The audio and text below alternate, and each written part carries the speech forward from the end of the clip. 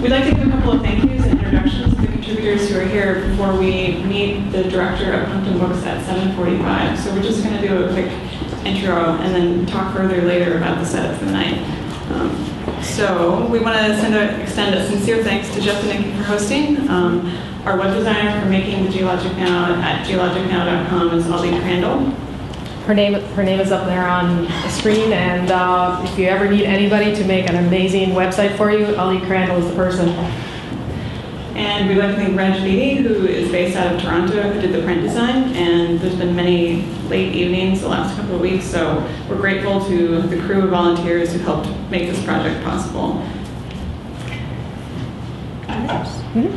We'd love for the contributors who are here to step forward. We have a short list of who we think is here, but we think there's probably more people hiding in the wings. I saw Tim Malley wandering around and I didn't know that he was coming. So hey, Tim. Step forward. Kind of introduce. We have over 48 contributors, and many of them haven't met in person.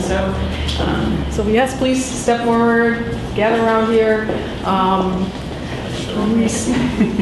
This project started with a crazy idea and an open call. And hi.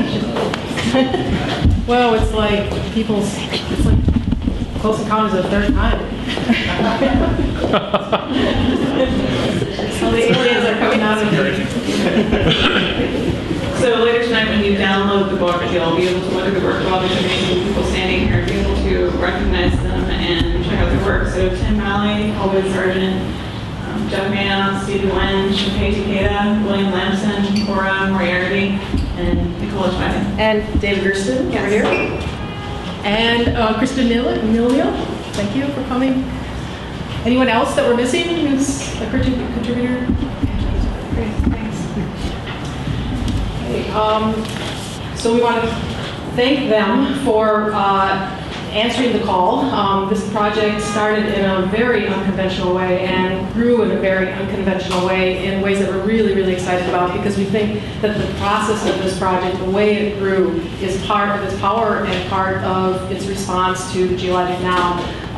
And that is that Jamie and I, the work we were doing, had this kind of sense or whiff of something happening in broader cultural context and awareness. Something like people starting to realize that the geologic is a condition of contemporary life, that it's not just a natural science, that there are things going on with the material reality of contemporary life that we could say have something to do with geologic forces and materials, but we're not quite sure what that is yet, because it's changing so fast and at a scale that's so huge and affecting so much of contemporary life and our future, that we're wondering what it is that's happening to us and that we are making happen. And so we put this sense out in an open call and had over 60 responses back from people that we didn't know. So as a kind of an academic project, in one sense, it started very unusually. It didn't start from a theoretical idea. It didn't start with a group of colleagues who were working together on an idea. It started with this hunch from a on-the-ground practice, and then an invitation open on the internet to people to contribute, and then contributions coming in, and it started to unfold and evolve from there. We didn't know where it was going, we didn't know how it would go, and it was our contributors that kept guiding us in new directions that we could have never anticipated. And then we tried to act back on those directions and invite a few people in who we met along the way and said, you know, what you're doing really fits. And then events started to unfold, things started to happen. Fukushima happened, Sandy happened, the Gulf oil spill happened, all while we were making this book. And so the events started to drive the book and pry open our perspectives on it and the meanings of it in ways we could have never anticipated. We looked for publishers in academe. They kind of said interesting, but you know, it's not quite an academic animal. At one point, someone suggested punctum books, and we sent the project off to them, and within minutes, we got an answer back, literally, minutes. And the answer was, this sounds amazing, let's do it. And from there on in, we could get back to our contributors who had so patiently for like a year and a half, wondering, is this happening? Is it not happening? Who's your publisher? Where is it going? we were able to say, you know what, it's happening, it's punctum, it's crazy, they're going to do it in 3 forms, they're going to do it quickly, they're going to do it in time to catch the wave of cultural awareness and consciousness that seems to be unfolding about this theme, and they did it. And J.D. Cruz is one of the kind of auxiliary first responders coming in just the last 10 days to help Punctum get it over the finish line because all those folks in Punctum are volunteers. It's a startup.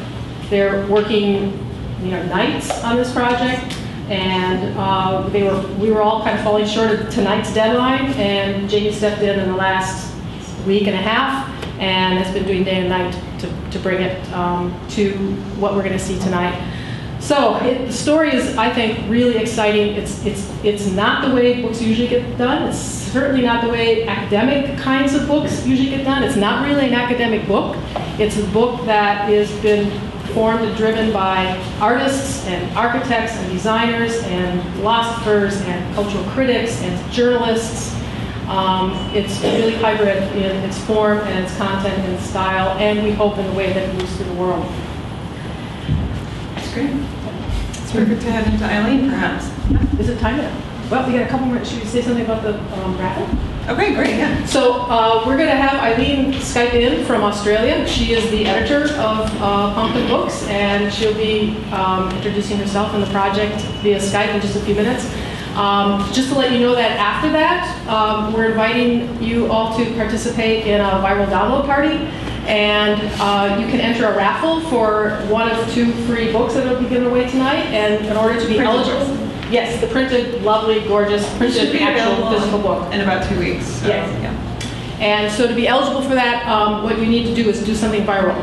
So there's a it's the height of the flu season. So there are some raffle tickets there. You just tick off, what did you do that was viral tonight to help spread the word about this book.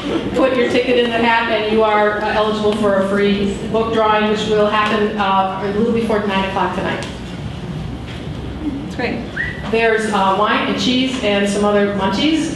There are name tags, as we said earlier, and so yes, just to make clear, there's 3 really important formats. So this fits just perfectly with Pumpkin Books, and it wouldn't have been possible without them. There's the printed book, which is 260 pages, full color, really gorgeous design and printed object. There's the free download, which is right here on the Pumpkin website. We really encourage people to download directly from Pumpkin instead of emailing or sharing the link elsewhere so they can track how it's going. So please download directly from Pumpkin. And then also there's the domain, which is live as of today, geologicnow.com. And we're going to give a quick tour of that after we speak with Eileen and have a few words from Ed Keller, advisory board member at Pumpkin as well. So should have Ed say something now? So we're going to dial up Eileen, who is joining us from Australia. Thank you.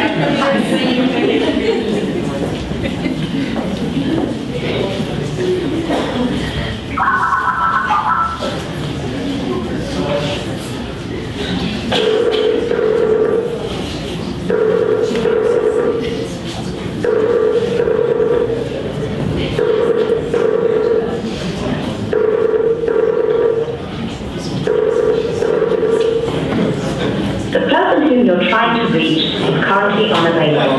Please leave a message after the beep. Hey, Eileen.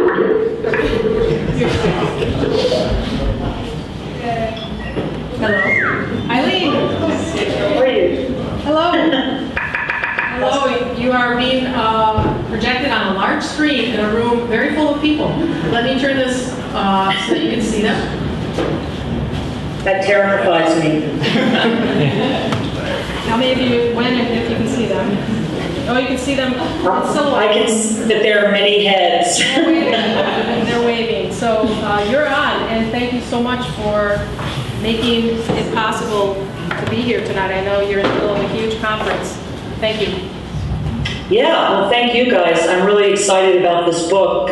I don't prepared speech or anything like that, but I think this book represents a very exciting engagement and encounter with geological thought and also artistic and philosophical counters with what it means to be more aware of the geological formations that are surrounding us all the time and that are also constantly changing and that are also in some ways threatening to the human. When I was editing the book, it gave me nightmares.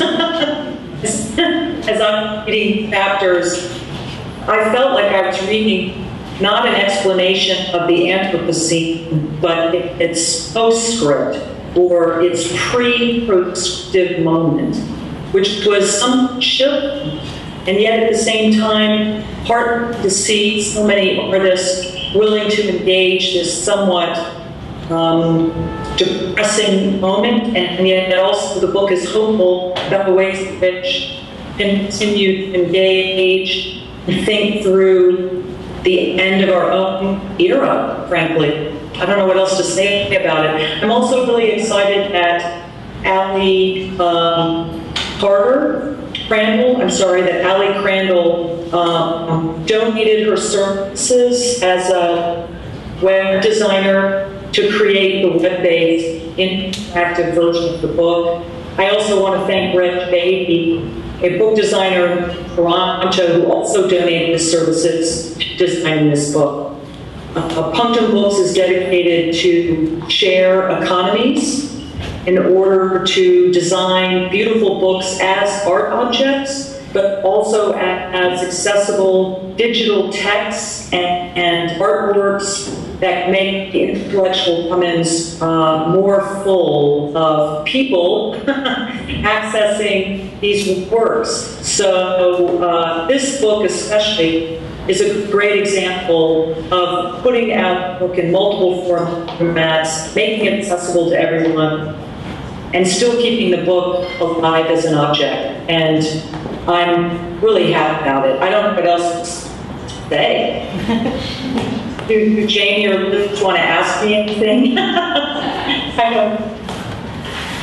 Well, we just want to say thank you so much for supporting the book. Before you came on, we told a little bit about the history of how the book got going and how it was that at the moment Punctum said, yes, let's do this, it took off and got done, and it got out at a time when we think it's really important for it to be out there in the hands of lots of people. So thank you so much.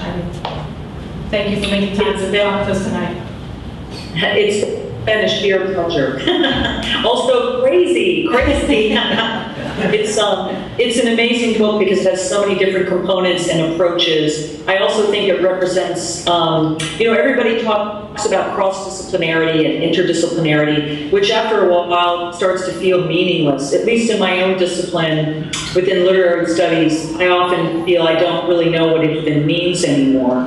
That's another reason why we started Punctum Books, to try to foster more experimental modes of what I would call ambidisciplinarity, and even in some cases anti-disciplinarity, where you instead of asking, how do I want to put this? Instead of saying how can these disciplines come together in certain ways, this book says how can we approach the question, a question that is really important, having to do with the Anthropocene, geological changes, catastrophe-type scenarios, and simply get as many disciplinary voices as possible to approach the question, the effects of this, and see what gets produced. And what's produced is an incredibly lively set of discourses approaching similar questions from completely different avenues, as well as people doing more than one thing at once, combining science and art, technology and philosophy, media studies with poiesis. And so I just think this is the kind of way the humanities should be moving forward in conjunction with us and people who work in more scientific fields, So I think it's really exciting. Thank you, Eileen. We're going to let you go to the conference you're at.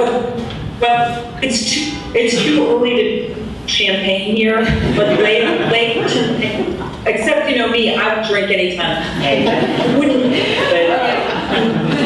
So I will toast a black. All I have right now is a French press of coffee.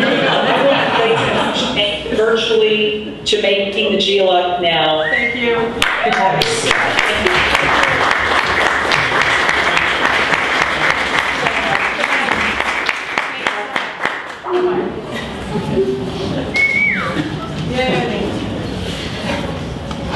So Ed? Yeah, Ed Keller, the advisory board member representing punctum. A few quick words.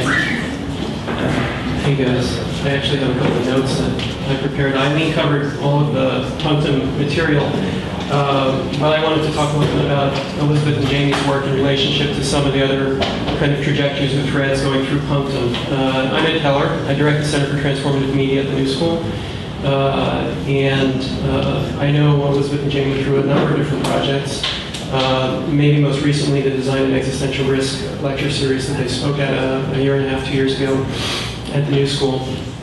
And I think we share a lot of similar concerns in relationship to making an awareness of the Anthropocene event, and not the Anthropocene age, let's say, but the Anthropocene event which is taking place, more visible to people in general. Punctum has a series of different books and projects underway. Journals like Ozone, Object-Oriented Sightings Journal, Speculations, Continent Now, also Helvete, a journal of black metal theory. As Eileen pointed out, it's an extremely fabulous and diverse platform. A series of dead letters that they're putting out. David Cole, for example, traffic jams, analyzing everyday life through the imminent materialism of Deleuze-Guattari, and so forth. We also did a conference on Raising Garstani's Cyclonopedia about a year and a half ago, and Punctum ran the conference proceedings through that. And the reason I mention these is essentially I think that there is a kind of a turn, if it's a geological turn, taking place. Broadly speaking, what Elizabeth and Jamie are doing is seeking to render perceptible, visible, and tangible the human relationship to the regimes which are usually imperceptible, which are ineffable, and which are quite ferocious, too vast maybe to compass properly. As you guys say, the idea for the book came from our sense that there is an increasingly widespread turn towards the geologic as a source of explanation. And this to me is a really interesting moment because essentially it dovetails with what I see as a set of trends around thinking the non-human or thinking the inhuman as a kind of a foundation or a substrate to understand ethical practice or ethology in general.